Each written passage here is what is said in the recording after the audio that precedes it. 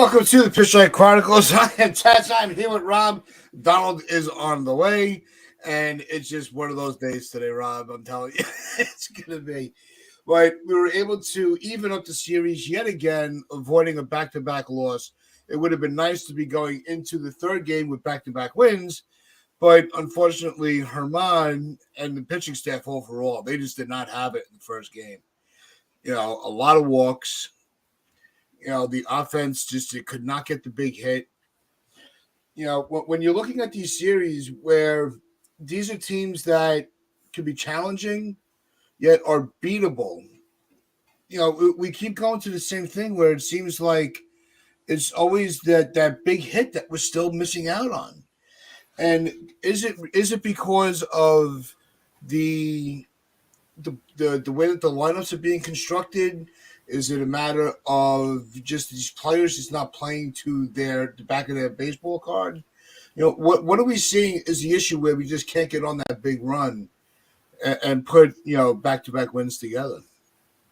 I mean, it just seems like, at least in the first game, we couldn't get the big hit against their big bullpen arm. I mean, you had the leadoff man on third, and you have Judge, Rizzo, Stanton all not getting anything done. That's baseball. You know, you couldn't have asked for a better situation to try to tie the game up in that spot. Eighth inning, Glaber gets on third, center fielder tries to dive for it, misses it, turns a single into a triple, and you're like, all right, we're going to tie this game because one of these next three guys is at least going to hit the ball in the air. But it didn't happen. Judge popped out and then back-to-back strikeouts. So you just kind of look at that and go, that's part of the game, but it does kind of bring you back kind of flashbacks to what we've not been able to do in the postseason, which is get the big hit against good pitching. So you have to have those flashbacks, and you just hope that this isn't a trend. But it's happened a couple of times already this year. But I mean, if you're going to tell me you're going to have the tying run on third with nobody out and the 2, 3, 4 in your orders coming up, I'm going to sign up for that every single time because those are our best hitters. So more times than not, I'm going to trust that they're going to get it done. It just didn't happen the other day, which is unfortunate. But the good thing is that they rebounded very quickly. Yeah. They didn't let it become a spiral effect, and they put up 11 runs yesterday. So that is a good sign that they had a rough day to start the series. And then the next day, which was an interesting lineup to say the least, put up 11 runs. So baseball is strange, and that's why I kind of just I'm not going to stress about the lineup anymore because yesterday was proof that anything could happen. I think the game one lineup was a lot better than game two's lineup, and game one put up 2 runs while game two put up 11. So it's strange. I don't know, but it's good to see that they bounce back quickly, and hopefully we can take the series tonight. You know, Don, when you look at the contrast between, you know, like Rob was saying with game one and game two, was there anything specific that stood out of one? We all know it's baseball. You know, you can have a doubleheader, right? And you can score 15 runs in the first game and then get shut out the second. You know, that's just to me that's part of the beauty of the game is, you know, when you get every pitcher is going to have a great day, a bad day, or a so-so day. But when you see lineups like the Yankees have struggle, like we did in game one, to get, especially when you have a guy on third with nobody out, and you can't get that run in, that's something that we've seen been rinse and repeat over the last few years of why we have not been able to complete the goal of getting to a World Series. Is there something you're seeing that is a concern when you're getting the high leverage batters at the plate with runners in scoring position and they're not getting that big hit? That might have been the longest question in the history of the world. Let's shorten it down a little bit. If you're asking me what was the difference between game one and game two, well, it's pretty simple. One guy's called Shane Bieber, and the guy we faced the other day, Stonk. He was really bad, man. He was Hunter Gaddis, 8 earned runs, 24 ERA. I mean, his pitches were a joke. I'll be honest, like they were just a joke. He was only getting guys out in the first couple of innings due to lack of velocity, not due to ability. So it was just a matter of time till we caught up on a couple of those weak hanging changeups that he was sending out there. So that was my big takeaway from between game 1 and game 2, which is why we scored 150 runs yesterday and scored 2 the other day. So that was one big difference. The lineups I don't agree with. I don't understand this lineup. I don't understand why we've so over-rotated 4 times in 11 games. It's very strange considering how good Tampa are right now. I know we will catch up with them, but when they're 10-0, you would think that we would want to send out a consistent lineup. But we know how the Yankees operate. We know how the Yankees like to operate in April. They don't take April particularly seriously. But listen, it was a good win yesterday. I was really pissed that we sat Stanton, considering how hot he was, but Willie Calhoun had a couple of hits. He's a weird guy, right? Because obviously I was streaming the game yesterday. He's a weird guy because, like, some swings, he looks ridiculous, right? It looks like he's a little guy with an oversized bat, and he's from like Bad News Bears or something like that. But then when he finally catches up to a pitch, he absolutely rakes. So he's a weird guy to assess. But Franchy Cordero is awesome. That's been an awesome pickup, man. He's absolutely raking. DJ LeMay, who had a big day yesterday, that was important. And Anthony Rizzo Paisan had a really good day too. So at least those guys were good. Another takeaway I took from yesterday was that Garrett Cole did so well because the first inning he got kind of done by Gleyber Torres with an error, but it's not been called an error yet, but it should be reassessed as an error because it was a terrible play from Torres.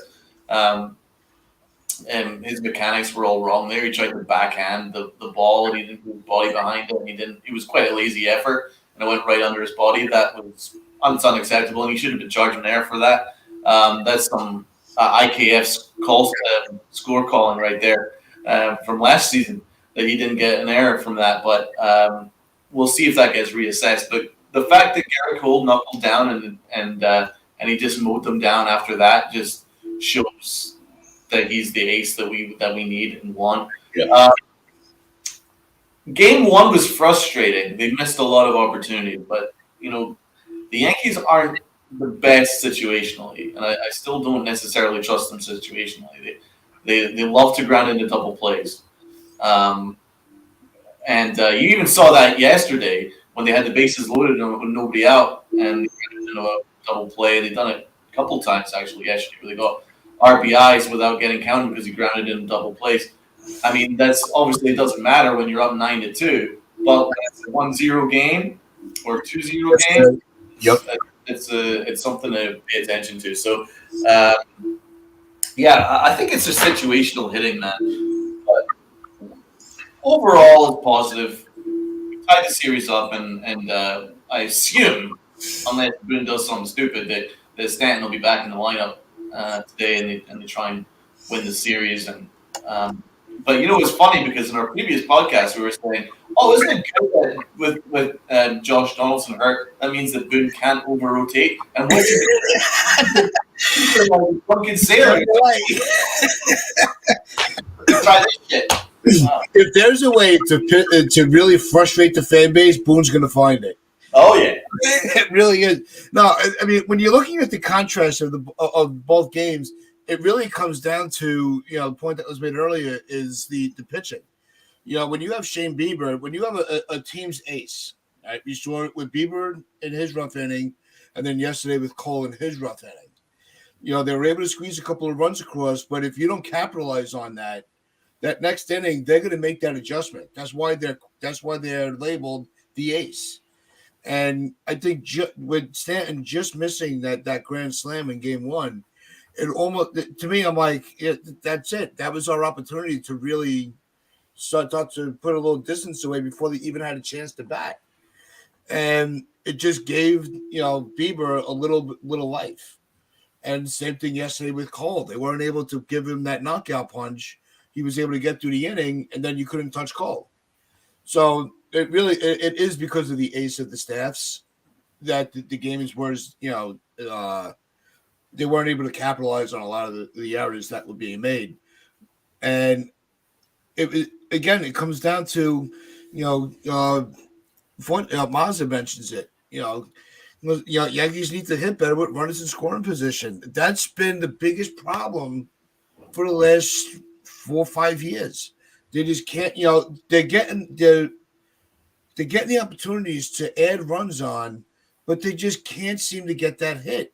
It's so frustrating, Franchy's been the bright spot of the team. It really is. He's this year's Matt Carpenter. A couple years ago it was Odor. That was always that kind of like that spark plug that really got things going and kept everything at a hype. So good for Cordero. He's getting the opportunity. He's taking advantage of it. Another player that finally took advantage of his opportunity yesterday was Hicks. Hicks actually had a really good day at the plate. And I don't want to give him too much credit, but you kind of you got to give it to him a little bit. No. Good for him. Let him have his good day. But I disagree with FJ here. He said Cordero being the leading RBI guy is a concern. It's not like he has 15 and the next guy has like 6. Stanton has 8. He's right behind him. And a couple of Cordero's big hits have been 3-run shots, so that's going to add up. I think it's a good thing when you have someone else stepping up, because if it's just the usual guys that are getting it done every time, like if we're getting limited to just 3 of our guys doing all the work, then that should be a concern. It's like, okay, well, if it's not Judge, Rizzo, or Stanton, who is it? The fact that Cordero stepping up in the early stage, I think that's a good thing because it gives us some length to this lineup. That's why I didn't think Game 1's lineup was that bad, because a lot of people are like, oh, they're punting. But they still had their top 5 hitters at the time in the lineup. They had 7 of their 9 regulars. DJ and Cabrera had been coming off of a combined 1 for 17 over their last couple of games, so I wasn't too upset with them sitting, although I do think Cabrera should be playing every day if they're going to let Volpe play every day up until yesterday. But they're still putting their best 5 hitters at least in the lineup at all times, statistically up to this point. We only have such a handful of games to go off of, so they're finally, for now, believing in hot when it comes to Cordero, because they haven't sat him after that pinch hit gaff. So he's played every game since then. He's had a couple of big hits already. So I think they got to keep riding that hot hand, and hopefully this will teach them to finally do that, to believe in a hot streak. We'll see, because they did sit Stanton yesterday. Hopefully that doesn't happen again. But look, we're playing with what we have. We don't have a lot after our regulars. Our bench is not good. So anytime you sit one regular and put IKF or Hicks, it's like people are going to start thinking they're just giving this game up. That's how bad the bench is. So we know how they operate in April. We, like Donald mentioned earlier, they're not going to change their philosophy. So I'm not going to stress out about the lineup, because anything can happen. Now, there's a huge difference between Bieber and whoever the hell that was yesterday. So, but the thing is, you mentioned it, both starters, Cole and Bieber, over the last couple of games, they had bad first innings and got out of it. Cole yesterday, he didn't have his best stuff at all. Only had 3 strikeouts, and yet battled through 7. That's an ace. That's what an ace will do. So, look, we were very critical. I was very critical of Garrett Cole in the regular season last year, because he didn't get out of those jams last season. His regular season, he would have a bad first inning and it would kind of trickle. Not yesterday. So far, April, he has been a different man. He just looks like he wants to prove to everybody, people are doubting me for whatever reason. And he's going out there on a mission. Had a bad first and just mowed through them. Hats off to Garrett Cole.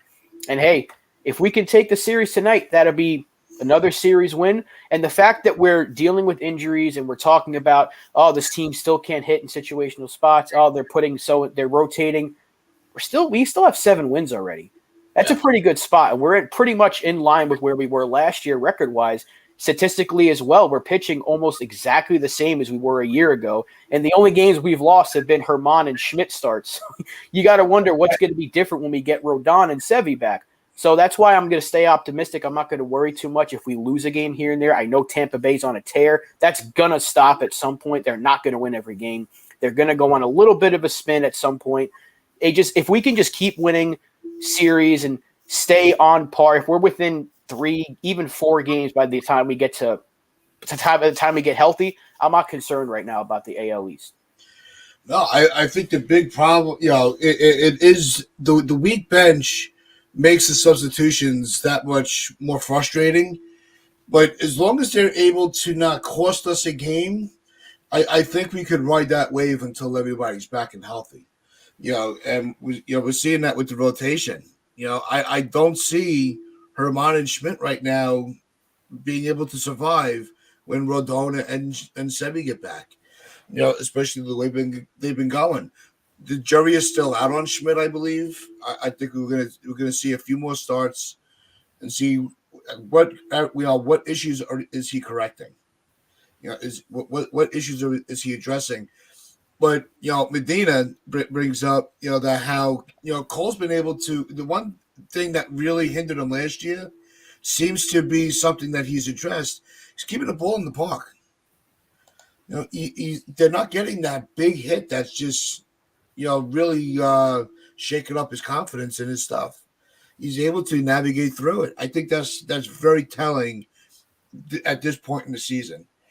The 7 wins from the Yankees, it's also, I think that part of it is with the way that the Rays are starting. It doesn't matter how many games we win. If they don't lose, it's going to be like, oh, we're not going to catch them. Because it's only a week in the season, so it's already over. Obviously that's sarcasm. But, the Rays are going to go through a slump. It's going to happen. They can't, they're not going to keep up this pace. So the Yankees just need to stay the course, stick with what's working. With the off days with Stanton, when you have a night game and a day game and he's in the outfield on the night, I do expect him, that would be his automatic day off on those day games. I mean, if you want to talk about Tampa, look at who they've played: Detroit, Washington, Oakland. I mean, they should be 11-0, and now they're playing Boston. They should have 11-10 wins, and we'll see how they do against Toronto. Then they play Cincy, they play Chicago twice, they play Houston at the end of the month. So we'll see how they do against Toronto and Houston specifically, and Chicago as well, because Chicago still has a lot of talent. So that's why I don't want to overreact about Tampa Bay. They got a good team. There's no denying that. They always have a good team. They're very well coached. So the fact that they're beating some of the worst teams in baseball right now, it's to be expected. But but if they lose 2 out of 3 to Toronto and lose 2 out of 3 to Houston, you'd be like, all right, well, baseball's now the sport. Now things are kind of evening out a little bit. So that's why I can't get. I know we want to catch them, and any lead, we got to take every single game seriously, but we can't expect them to keep this pace up. They're not going to go 162-0. So we know that. And we know the Yankees are not going to win out every single series. We're going to go through a slump as well. It's just about being able to keep some close distance between the two of us until they go on their slump, and hopefully we can catch one of those hot winning streaks that we had last year that really propelled us into that place we were a season ago. If not for that hot streak, we don't win the division last year. So things are going to happen. Baseball has a weird tendency of repeating itself. History has a very weird tendency of repeating itself in this sport. So that's why I'm not going to look too far into the standings yet. When we get to June, then I'll be like, if we're down by 5 or 6 games, I'm like, okay, let's pick up the pace here. But for now, being 7-4 is fine.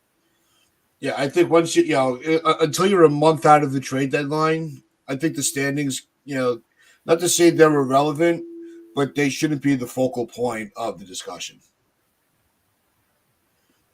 What do you think, Donald? No, of course, yeah. It's April, man. Let's not go too deep into that. But I would like a more consistent lineup. Yeah. And I think that there's really no excuse to be sitting DJ LeMahieu multiple games, and especially Oswaldo Cabrera. I mean, this guy needs to be playing every day. Regardless of what position you play him, he needs to be playing every day in some way, shape, or form. So, so should DJ LeMahieu. He should be playing third base every day. And Stanton, as to your point, Taz, I wouldn't just a day game after a night game, I wouldn't just automatically bench him. I just move him DH if he was playing the outfield the day before. Like, there's no reason to have his bat completely removed from the lineup. That just doesn't make any sense to me whatsoever. Until people start knocking on Boone's door saying, I need a rest, we should be getting some kind of a consistent lineup because I don't believe any other team does this. Not to this extent.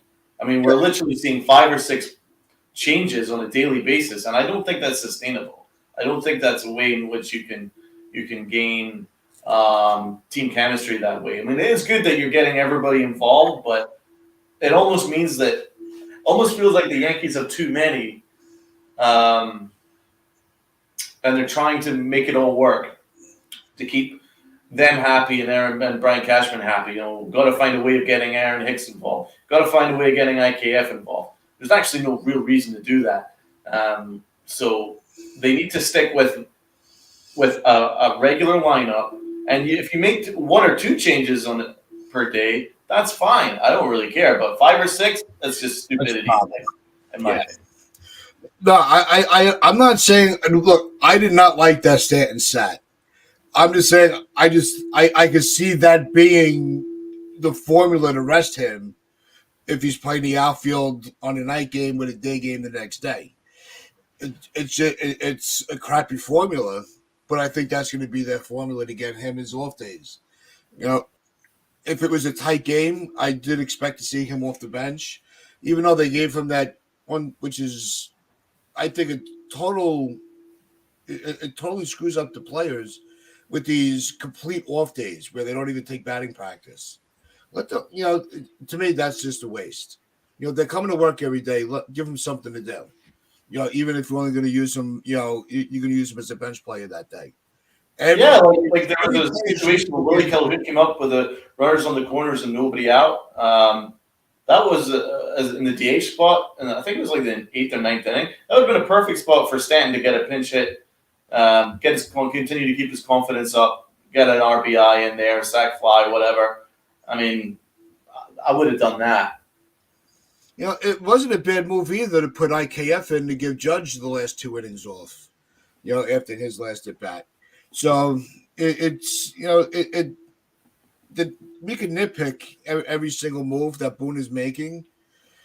It's because of, and it goes back to the weak bench, you know, and I think all 3 of us had that as our concern in yesterday's show. You know, was the bench, you know, not being a strength. If you're going to rely on if you're going to put your whole bench in a lineup, that is not going to be a good look with the fan base.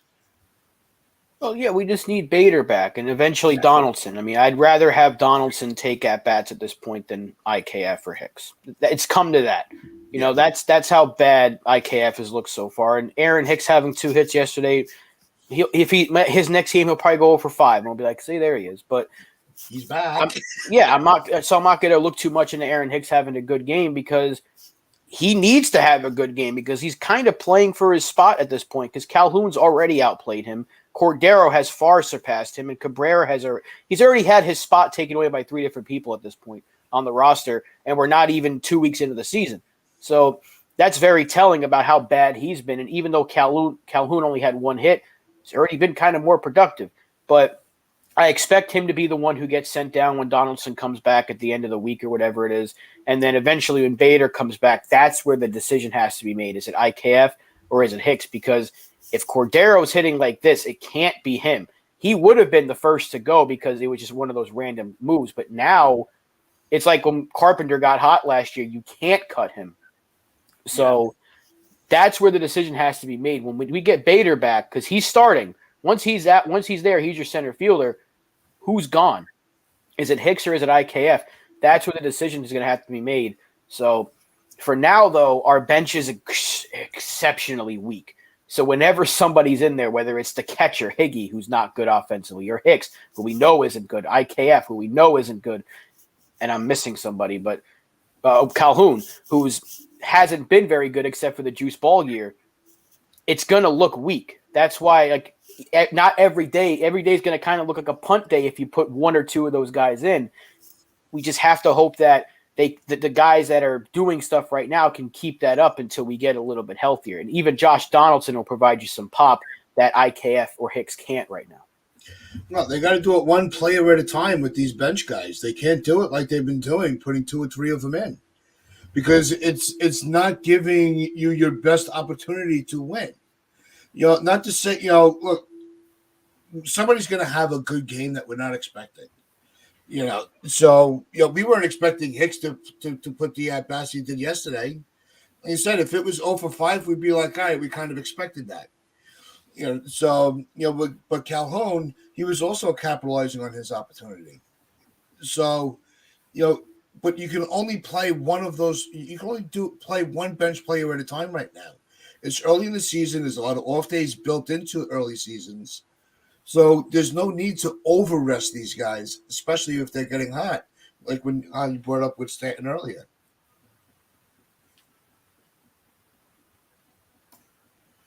You're right.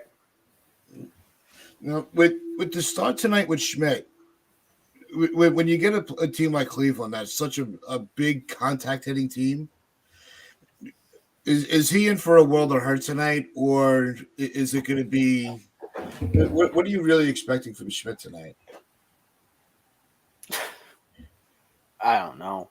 If he pitches anything close to what he did yet the other time against Baltimore, he's going to get rocked, and not in a way like they're going to hit the ball over the wall. It's just going to be that merry-go-round that Bugs Bunny had to deal with, or whatever that cartoon was, where the guys, their hands, it might be something like that. But he needs to have it. That's what Donald alluded to last time. He needs to have his put-away pitch. What is it? What is his put-away pitch? He doesn't really have it. He's working on the cutter. He eliminated his four-seam completely to go with the cutter, which might be hurting him because he's getting rocked. And it's only happening after he'll have like a good first or second inning, first 2 innings. He'll look fine, and then he's starting to get roughed up. So he needs that put-away pitch. If he can develop a strikeout pitch against a contact-heavy lineup, and that's what someone mentioned too earlier, that's why Cole didn't get the double-digit strikeouts last night. They put the ball in play, and they hit you to death. That's a recipe for disaster with Clark Schmidt. So hopefully he can give up some soft contact, if anything. That might help him. But this needs to be a good start for him because if he has 3 really bad ones out of the gate, he's probably the first to go to the bullpen once we get one of these 2 guys back from injury. Medina points out, this could be Schmidt's make or break game. Another bad outing, he might end up in he'll be out of the bullpen, out of the rotation. But does he go back down to continue working as a starter, or does he go into the bullpen? That's going to be a big. Donald, what would you if he has another rough outing? Would you send him down, or would you just put him in the bullpen and let him work up here? Well, I mean, we can't really make any massive changes to the rotation until we get Rodon back. Severino.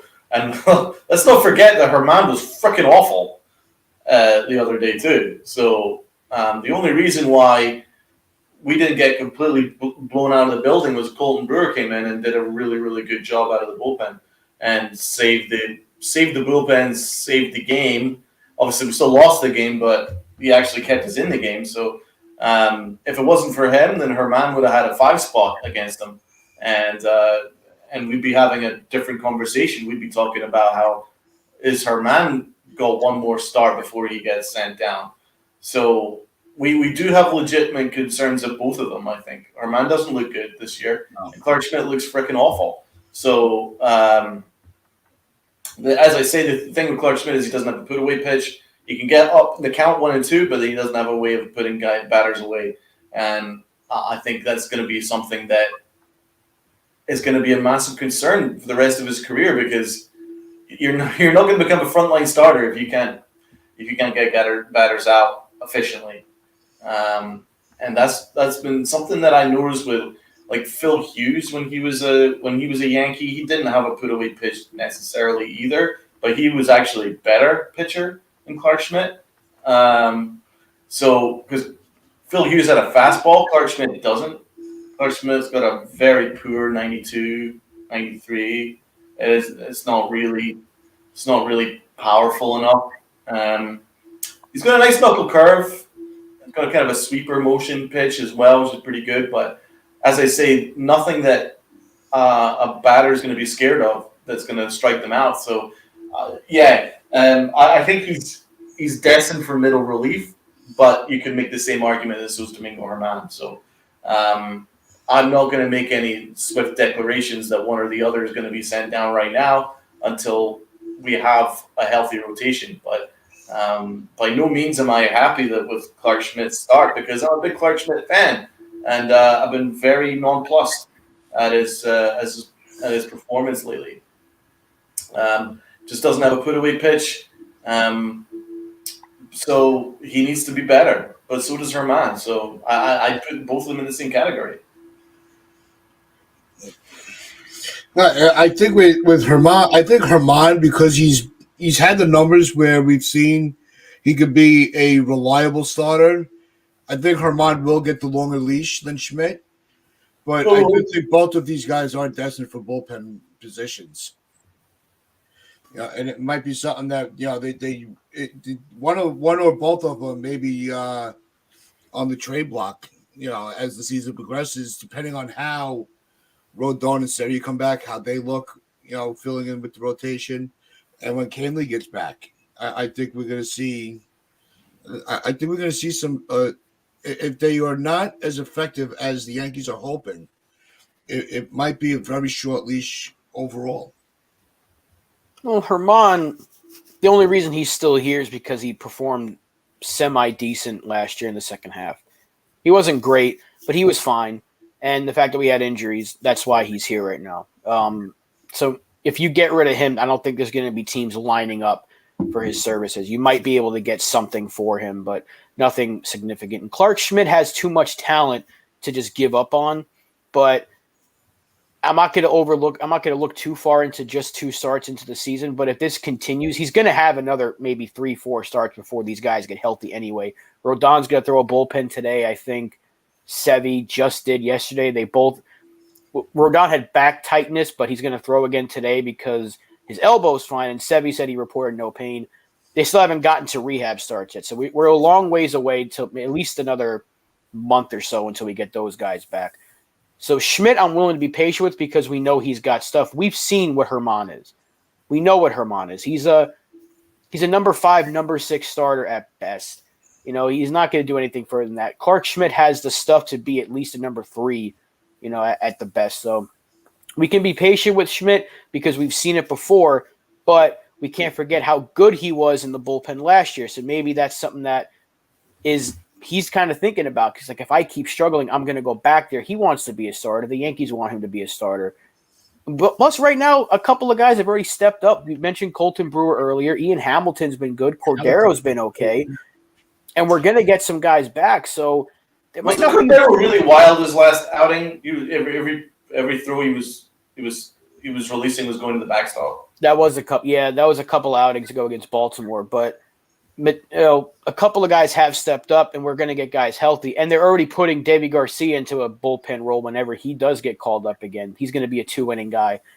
Might not be room to put these guys in the bullpen with all the arms we have already. And that's one thing that we've always been good at, is developing bullpen arms. Don't forget, Greg Weiser is off to a great start right now in AAA. He's also on the 40-man. He could be a potential call-up. So, yeah, I like Weiser.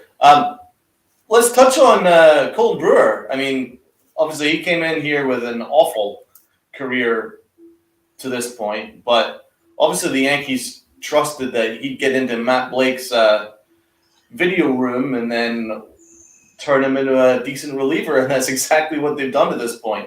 I have to give the Yankees credit for that.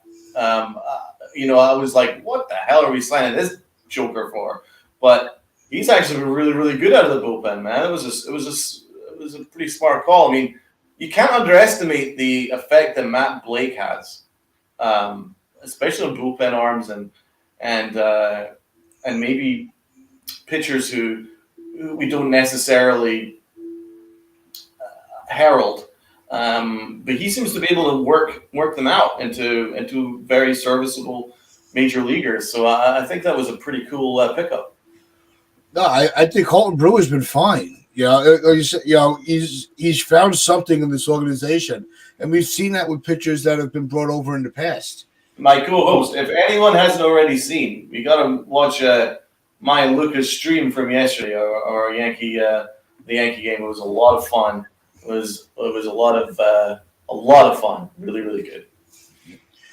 So I think when you're getting to the issue with the bullpen arms and the reliever, Matt Blake has found a way to unlock that next level for these guys.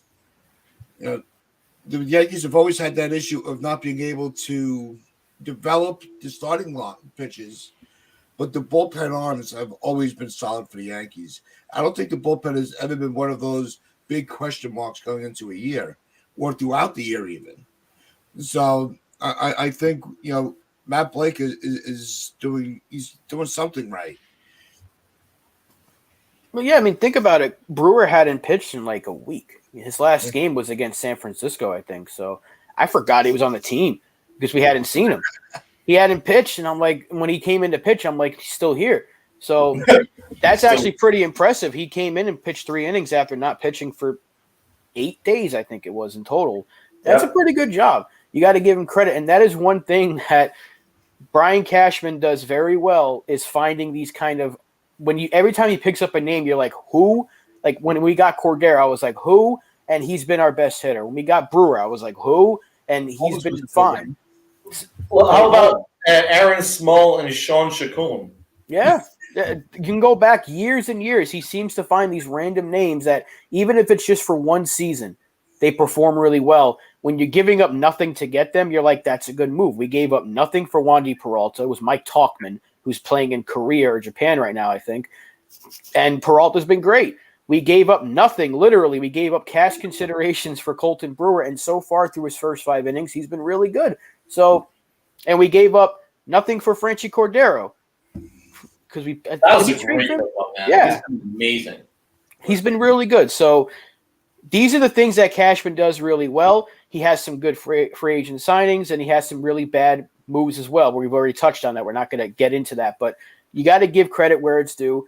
He has been able to find these arms, and if the analytics say, or Matt Blake says, I can fix them, let him do his thing. I just wish it would work for the starters more because we've seen them tinker with starting pitchers too much where they don't work out for us. So I'm hoping that they can find something quickly with Clark Schmidt and that he can turn into a really serviceable, at least number 4 or 5 starter for us because we still need the depth. Even when we get healthy, we definitely need the depth, and he's the guy that I'm going to look to first, even though Brito's been really good so far. We need Clark Schmidt because I don't know if we bring back Sevy, and we're going to need some starting pitching depth next year. So this is a real opportunity for Clark Schmidt to get things going, and hopefully he can start it today. I kept thinking today was a night game, but it's apparently 1:05 start. Yeah, no, that's why I'm looking for the lineup. I haven't seen it yet, but I was hoping it'd come out while we're on the air to break it down and see how if we could get Donald to throw his hat, seeing Hicks in there.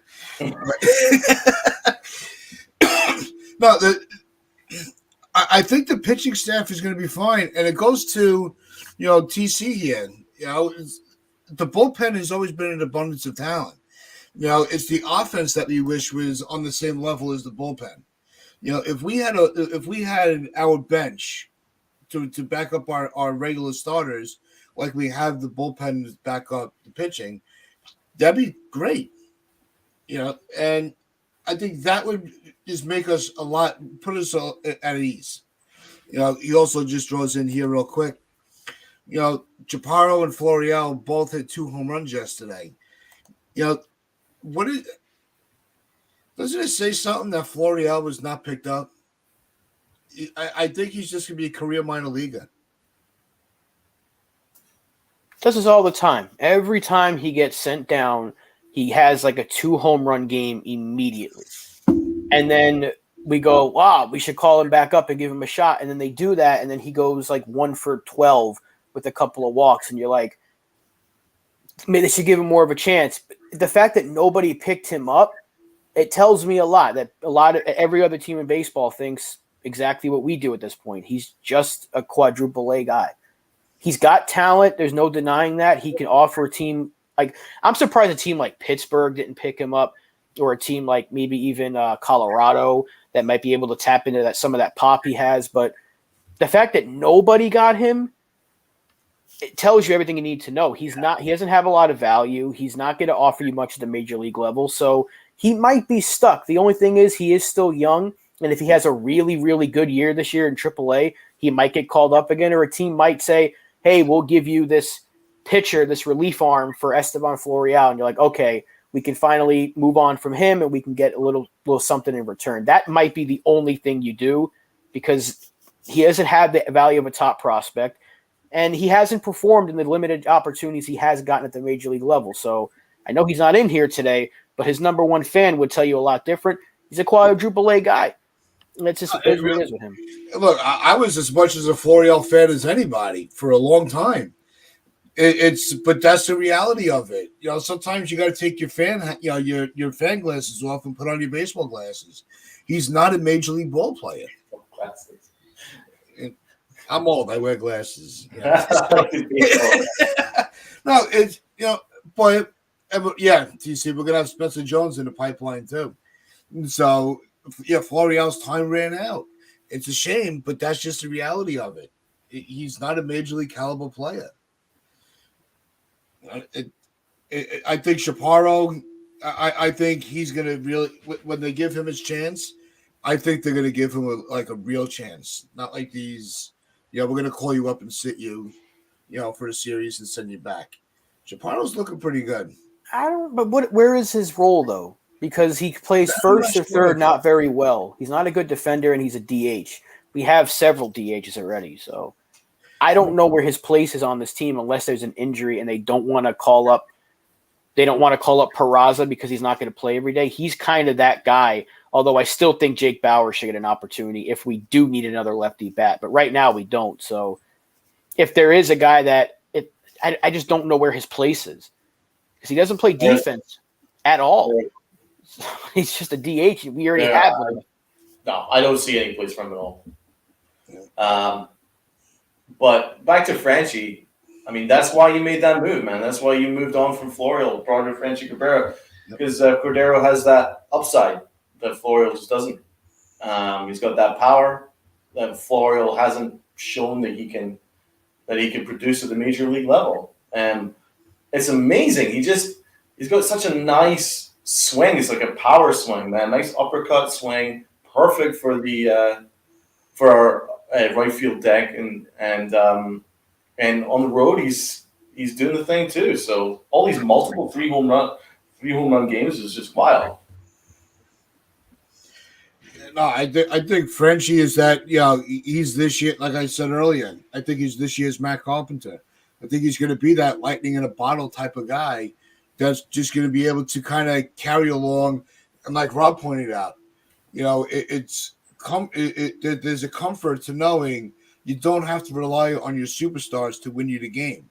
You can have those, the complementary players that could be just as much of a threat. Well, the lineup's just come out. All right, let's see. All right. Thanks, DC. Yep. No.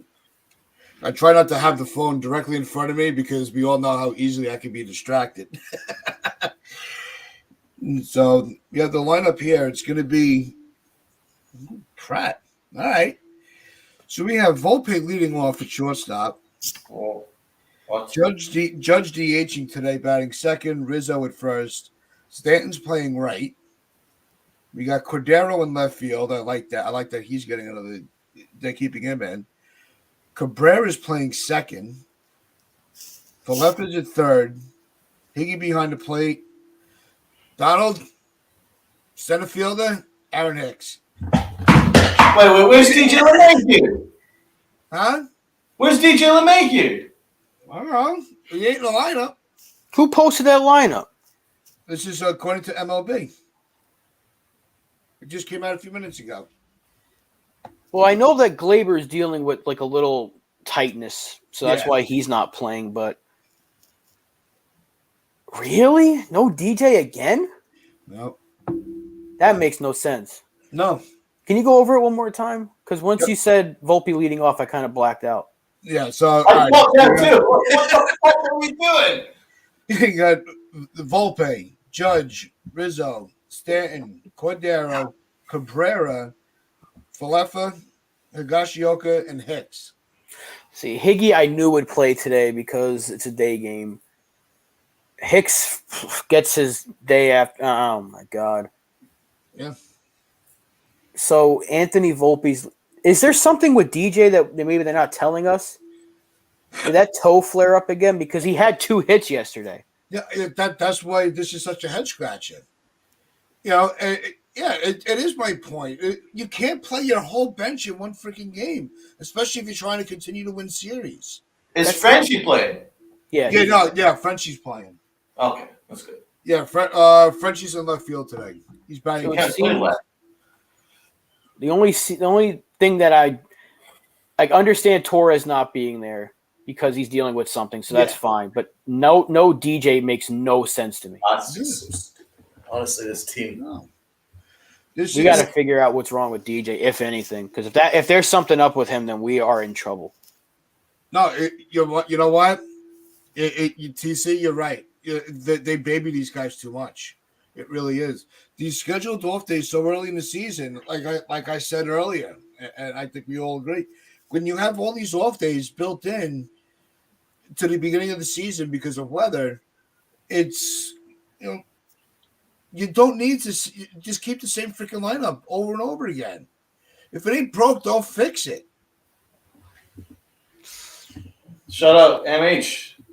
What's going on, MH? What are we doing? Are we trying to win this series? I don't think so. And especially when you got a guy, that's been struggling like Schmidt, you would think you want to put your strongest lineup out to at least give him some offensive backup.